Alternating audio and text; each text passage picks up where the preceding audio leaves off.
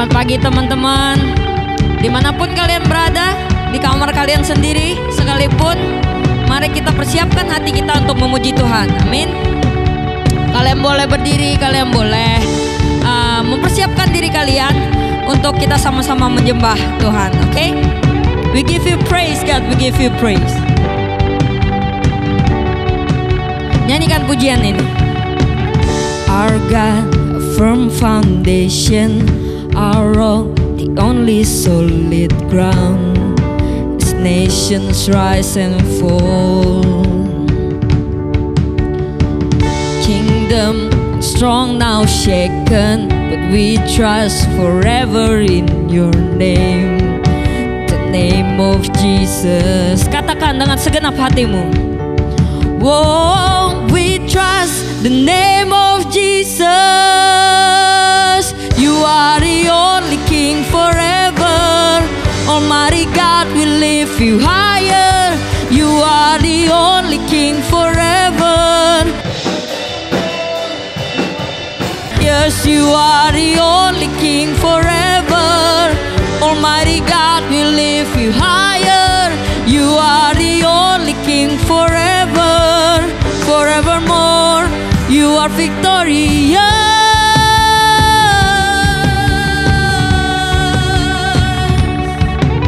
Oh Lord, be lifted up your name, oh God. Unmatched in all your wisdom, in love and justice you will reign, and every knee will bow. Kami bawa Tuhan.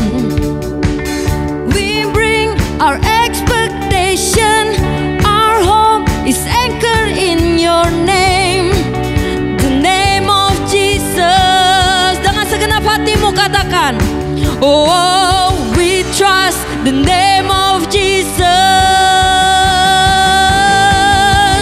You are the only King forever. Almighty God, we lift you higher. You are the only King forever. Forevermore, you are victorious. You are the only King forever. Almighty God, we lift you higher. You are the only King forever. Forevermore, you are victorious.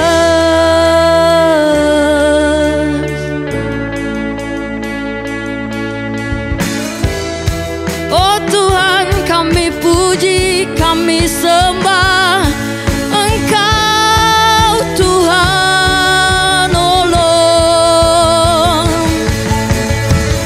We lift our banner high, we lift the name of Jesus. From age to age you reign, your kingdom has no end. We lift our banner high, we lift the name of Jesus. From age to age you reign, your kingdom has no end. You are the only King forever. Almighty God, we lift you higher. You are the only King forever. Forevermore, you are victorious. You are the only King forever. Almighty God, we lift you higher. You are the only King forever. Forevermore, you are victorious.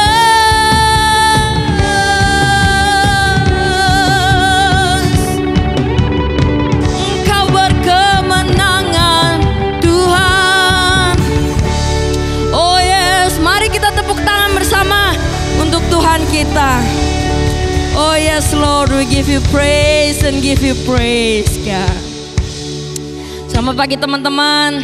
Dimanapun kita berada, kita tetap mau membawa penyembahan dan pujian kita ke hadapan Tuhan. Amin.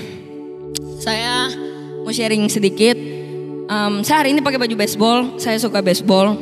Dulu itu saya suka baca komik kan. Saya bacanya Doraemon. Tapi pada suatu saat Doraemon udah habis serinya. Dari tahun 1997 sebenarnya. Nah, karena udah habis ceritanya, saya mencari-cari gitu. ada cerita Doraemon yang lain gak saking sukanya gitu ya. Saya akhirnya membaca satu komik dari muridnya yang buat Doraemon. Nah dia tuh bikin komik tentang Doraemon tapi tentang baseball juga gitu. Jadi waktu saya membaca saya gak ngerti apa-apa soal baseball. Nah dari situ karena saya suka sama Doraemon, saya akhirnya belajar mengenai baseball. Dan sampai sekarang teman-teman, saya akhirnya menyukai baseball itu sendiri tanpa ada embel-embel manga atau anime di belakangnya ya teman-teman. Jadi saya mempelajari sesuatu dan saya menjadi suka akan sesuatu. Nah lagu satu ini mengajarkan kita di dalam Tuhan bagaimana kita belajar untuk menjadi seorang penyembah teman-teman. Kadang kita berpikir worship itu apa sih? Menyanyi untuk Tuhan itu memuji Tuhan, menyembah Tuhan seperti apa sih? Saya pun dalam perjalanan saya mengikut Tuhan itu masih ada bertanya-tanya gitu mengenai worship. Jadi dalam kehidupan kita worship itu sangat terikat dengan pembacaan firman kita, hubungan kita dengan teman-teman di gereja, dengan gereja kita, juga pembacaan firman kita. Jadi melalui lagu ini kita sama-sama belajar dari hati kita, biar Tuhan yang memberikan mulut kita dan hati kita itu bagaimana caranya menyembah. Mari kita belajar sama-sama lagu ini. Jadikanku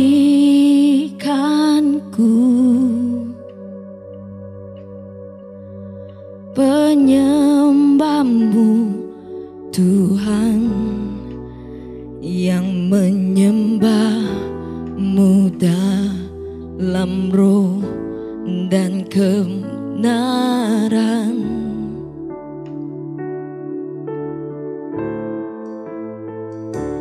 Bawa daku untuk lebih mengenalmu dalam hadirat-Mu Tuhan.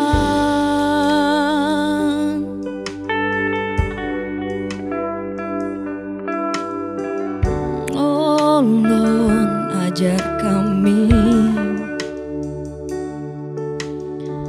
setiap kami Tuhan, kami bawa hati kami.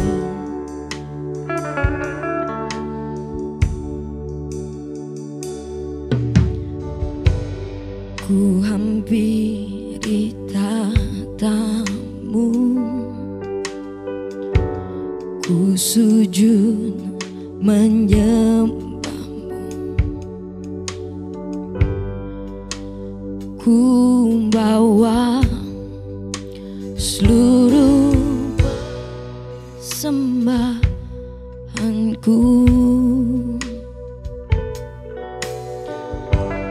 terang kemuliaan-Mu memenuhi hatiku.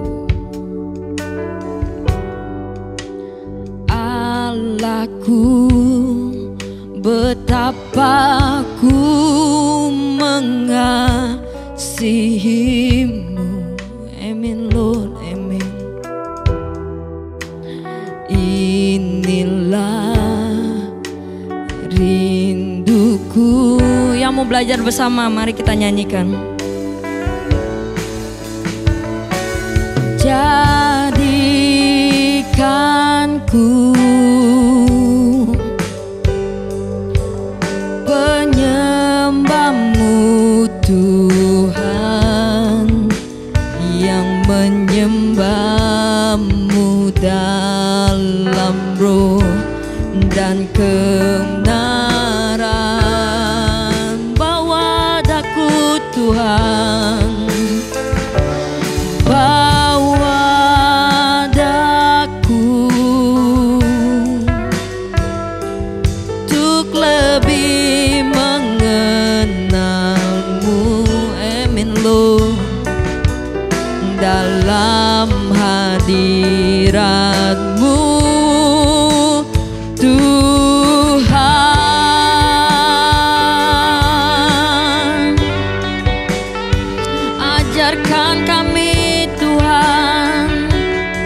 berikan hati kami penyembahan yang sejati Tuhan. Oh, ajarkan setiap kami, ajarkan jadikanku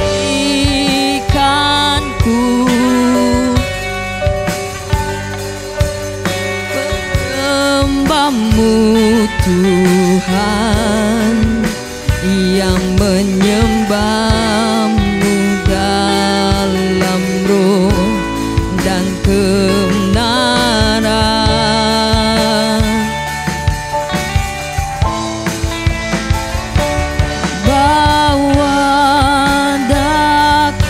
Setiap kami Tuhan, untuk lebih mengenalmu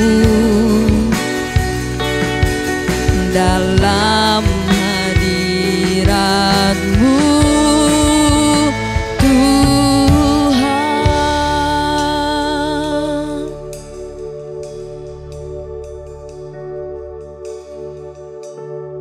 Thank you Lord. Terima kasih Tuhan.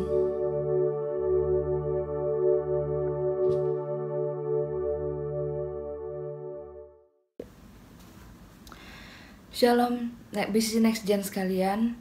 Sekali lagi saya percaya semua dalam keadaan yang baik. Dan kita akan memasuki minggu perenungan Paskah. Minggu dimana kita merenungkan dan mengucap syukur atas segala pengorbanan yang Tuhan berikan bagi kita. Dan kita berterima kasih karena kasih-Nya yang luar biasa buat setiap kita.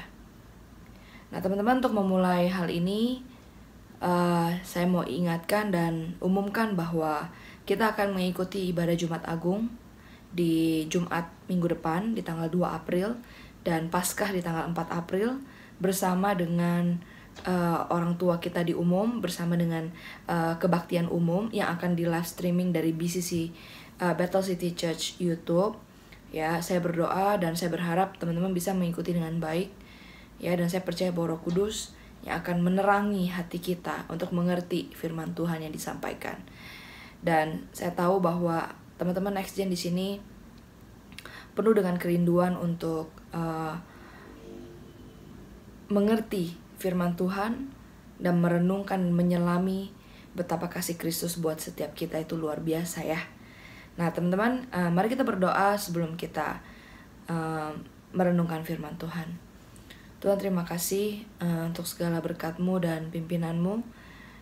Dan kami berdoa biarlah Tuhan yang memimpin kami supaya diterangi hati kami untuk boleh mengerti firman-Mu. Tuhan, terima kasih atas segala pengorbanan yang Tuhan berikan bagi kami. Dan inilah saatnya kami menunjukkan bahwa hati kami melimpah dengan ucapan syukur, yaitu dengan duduk diam Tuhan, mendengarkan firman-Mu dan merenungkannya. Terima kasih Tuhan Yesus, kami mengucap syukur dan berdoa dalam nama Tuhan Yesus. Haleluya, amin. Teman-teman Next Gen sekalian, saya nggak tahu seberapa serius teman-teman mengikuti setiap ibadah yang diadakan, tapi saya berdoa bahwa kita bisa lebih pay attention, ya, menghormati Tuhan dan menghargai kehadirannya di dalam kehidupan kita. Terutama di saat kita beribadah, kita percaya bahwa Tuhan itu hadir bersama dengan kita. Amin. Nah teman-teman semua, hari ini kita akan sekali lagi merenungkan betapa pengorbanan Tuhan Yesus itu luar biasa buat setiap kita. Ini adalah pra-Paskah, berarti sebelum memasuki masa Jumat Agung dan Paskah ya. Nah teman-teman semua, hari ini mungkin kita nggak akan bahas mengenai sejarah kenapa sih dibilang Paskah. Ya, kenapa sih? Padahal Paskah itu kan adalah Passover waktu bangsa Israel keluar dari tanah Mesir, dan itu disebut dengan Paskah waktu itu ya.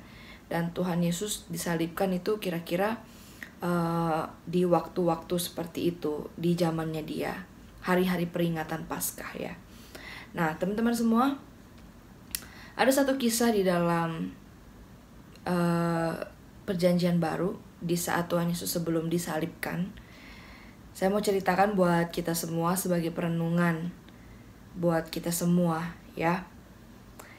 Teman-teman, Saya percaya bahwa dari sekolah minggu teman-teman pernah diajarkan dan pernah mendengar sebuah kisah di mana seseorang dibebaskan dan Tuhan Yesus disalibkan. Ya. Nah, jadi kebiasaan orang Yahudi waktu itu kalau mau menghukum seseorang, yang satu dibebaskan karena itu hari raya. Itu adalah kebiasaan mereka, ya. Saya akan bacakan di dalam Markus 15. Teman-teman silakan simak. Telah menjadi kebiasaan untuk membebaskan satu orang hukuman pada tiap-tiap hari raya itu menurut permintaan orang banyak. Dan pada waktu itu adalah seorang yang bernama Barabas sedang dipenjarakan bersama beberapa orang pemberontak lainnya. Mereka telah melakukan pembunuhan dan pemberontakan. Ini orang jahat ya. Maka datanglah orang banyak dan meminta supaya sekarang kebiasaan itu diikuti juga. Pilatus menjawab mereka. Ini waktu Tuhan Yesus di hadapan Pontius Pilatus ya. Pilatus menjawab mereka dan bertanya, apakah kamu menghendaki supaya kubebaskan raja orang Yahudi ini, yaitu Tuhan Yesus? Ia memang mengetahui bahwa imam-imam kepala telah menyerahkan Yesus karena dengki. Padahal nggak ada kesalahan ceritanya. Tapi imam-imam kepala menghasut orang banyak untuk meminta supaya Barabaslah yang dibebaskannya bagi mereka. Pilatus sekali lagi menjawab dan bertanya kepada mereka, jika begitu, apakah yang harus kuperbuat dengan orang yang kamu sebut raja orang Yahudi ini? Maka mereka berteriak lagi katanya, salibkanlah dia. Lalu Pilatus berkata kepada mereka, tetapi kejahatan apakah yang telah dilakukannya? Namun mereka semakin keras berteriak, salibkanlah dia.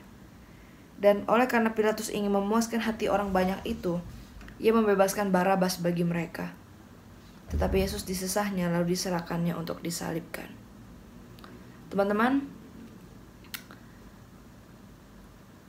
waktu saya membaca kisah Barabas ini gitu ya, ada satu di dalam hati saya yang merasa kayak gila, ini benar-benar gak adil banget. Ini kisah apaan gitu. Ini orang Yahudi, kenapa seperti itu? Mereka memang sih, emang itu tradisi hari raya. Tapi Tuhan Yesus tidak didapati sebuah kecurangan dan kesalahan di dalam kehidupannya selama dia menjadi manusia. Sebenarnya Tuhan Yesus sama dengan kita. Dia manusia, dia merasakan kelemahan-kelemahan kita, dia merasakan godaan, dia merasakan keinginan untuk melakukan keinginan daging. Tetapi satu bedanya kita sama dia. Dia itu kudus, dia itu Allah, dia itu tidak berbuat dosa. Dan selama Tuhan Yesus mengajar di sana, di antara orang Yahudi itu, banyak banget yang gak suka sama dia karena ahli-ahli Taurat merasa mereka tersaingi gitu. Nah, jadi mereka benci sama Tuhan Yesus gitu. Dan akhirnya waktu dia mau disalibkan, dia harus dibawa dulu ke Pontius Pilatus sebenarnya untuk dihakimi lah gitu. Dan akhirnya waktu mereka nyampe ke sana, mereka tidak mendapati kesalahan apapun gitu. Akhirnya Pilatus berteriak kepada orang banyak, ini mau diapain begini? Udahlah kak, meskipun hari raya, ya udah, karena hari raya saya bebaskan aja ini raja orang Yahudi ini, Tuhan Yesus ini. Orang banyak kan udah dengki ya kan, karena dihasut oleh para ahli-ahli Taurat. Akhirnya mereka memutuskan untuk melepaskan Barabas. Mereka meminta untuk melepaskan Barabas, dan akhirnya Pilatus pun mau memuaskan orang banyak, dia melepaskan Barabas saat itu. Nah, teman-teman semua, terdapat ketidakadilan di sini. Karena sebenarnya Tuhan Yesus nggak ada salah. Tetapi kenapa mesti Barabas yang dilepaskan? Kadang kita dengki ya membaca hal-hal seperti ini gitu. Apalagi kalau misalnya kita ada di saat itu gitu. Dan kita tahu bahwa Tuhan Yesus itu nggak ada yang salah. Contoh, misalnya kita semua menempatkan diri kita menjadi ibunya Tuhan Yesus deh, Maria. Ini anak saya, anak ya, maksudnya anak yang dititipkan melalui rahimnya ini, yaitu Allah sendiri ya. Nggak ada salah. Kenapa harus dihukum dan ditukar dengan Barabas, seorang pemberontak dan pembunuh? Masa sih Masa kita disandingkan dengan, masa Tuhan Yesus, Tuhan yang gak ada salah, disandingkan dengan seorang pembunuh dan pemberontak gitu. Terjadi ketidakadilan di sini, dan kalau baca ini benar-benar gregetan banget teman-teman semua. Tapi teman-teman, at one point di dalam kehidupan saya suatu hari, waktu saya baca tentang Barabas ini, waktu saya baca tentang peristiwa ketidakadilan ini, waktu saya baca tentang peristiwa yang ya mungkin bagi orang Yahudi itu biasa karena itu hari raya, harus melepaskan seorang buat seorang hukuman yang lainnya. Di situ saya belajar dan diajarkan sama Tuhan bahwa gini, kamu tahu nggak Barabas itu siapa? Barabas itu kamu. Tuhan bilang sama saya, Barabas itu kamu. Kamu adalah orang yang berdosa. Ya mungkin kita gak menjadi pemberontak dan pembunuh lah, tapi kita general. Kita orang yang berdosa. Kita orang yang mendapat hukuman. Kita orang yang layak mendapat hukuman. Kita orang yang seharusnya mati kekal. Kita orang yang banyak sekali kesalahan dan dosa. Tapi Tuhan ditukarkan untuk menjadi berdosa, untuk mati bagi dosa saya, dan saya dibenarkan menjadi anak-anak Tuhan yang disayang sama Tuhan, yang diangkat menjadi anaknya. Bisa bayangin gak teman-teman? Betapa kasihnya Tuhan buat setiap kita tuh luar biasa. Kita baca pasal ini dan kita berpikir bahwa gak adil banget ya kejadian ini gitu. Ini bukan yang seharusnya terjadi gitu. Kenapa Tuhan Yesus tidak ada salah ditukar dengan Barabas, si pemberontak dan si pembunuh? Tapi sebenarnya kita lupa teman-teman, bahwa kita adalah Barabas dalam perumpamaan. Kita adalah orang-orang yang dosanya itu luar biasa. Tapi siapa yang ditukar buat kita? Tuhan Yesus. Betapa tinggi dan dalamnya kasih Tuhan buat setiap kita. Ada satu lagu sekolah minggu yang berkata, setinggi-tingginya langit lebih tinggi kasih Yesusku, sedalam-dalam lautan lebih dalam kasih Yesusku, seindah-indah pelangi lebih indah kasih Yesusku gitu ya. Itu kalau kita nyanyi hanya sekedar lagu sekolah minggu aja. Tetapi coba renungkan maknanya, bahwa betul langit setinggi apapun kita gak bisa capai, lebih tinggi kasihnya Tuhan kita. Yang artinya kasih Tuhan kita tuh luar biasa, melebihi apapun buat setiap kita, orang-orang yang percaya kepadanya, orang-orang yang dikasihi Tuhan, orang-orang yang mengasihi Tuhan. Jadi teman-teman, apa yang mau saya sampaikan pada siang hari ini adalah singkat ya. Mari kita hidup buat Kristus karena Dia sudah mati buat kita. Mari kita hidup sepenuhnya untuk Kristus dalam karakter kita, perbuatan dan perkataan kita, dalam setiap apa yang kita lakukan. Mari kita hidup untuk kemuliaan Kristus karena Dia sudah mati buat kita, karena Dia sudah ditukarkan buat kita. Mari kita hidup sepenuhnya untuk Kristus karena Dia sudah menyerahkan hidupnya buat setiap kita. Itu yang mau saya sampaikan pada siang hari ini. Singkat, tapi biarlah menjadi perenungan prapaskah kita. Mari kita berdoa untuk merenungkan firman Tuhan. Tuhan, terima kasih karena Engkau begitu baik dalam hidup kami. Engkau mau mengambil tempat kami yang seharusnya mati kekal menjadi kehidupan kekal. Terima kasih karena Engkau telah menyelamatkan kami dan menggantikan kami dengan hidup-Mu. Ajar kami tahu Tuhan bahwa kami adalah orang-orang yang berdosa seperti Barabas Tuhan. yang ditukarkan dengan hidup-Mu. Ajar kami tahu bahwa kami orang berdosa yang perlu Engkau, dan kami membutuhkan Engkau lebih dari apapun. Tuhan, terima kasih karena Engkau begitu baik. Tuhan, ajar kami mengucap syukur atas segala pengorbanan-Mu dalam hidup kami, menghargai itu dan menghidupi itu, dan mengerjakan keselamatan kami. Terima kasih Tuhan, biarlah pemberitaan firman Tuhan singkat ini boleh menjadi rema dalam kehidupan kami. Berkati setiap anak-Mu di sini, biarlah dalam pekerjaan orang tua mereka, dalam kuliah mereka, dalam masa depan mereka ada di dalam tangan-Mu Tuhan. Terima kasih Tuhan Yesus. Kami mengucap syukur dan berdoa dalam nama Tuhan Yesus. Haleluya. Amin. Sampai ketemu minggu depan teman-teman di dalam ibadah Paskah kita di hari Minggu tanggal Jumat Agung 2 April dan Minggu Paskah 4 April. Saya percaya bahwa kita semua akan merasakan bahwa kasih Tuhan itu luar biasa buat setiap kita. Amin.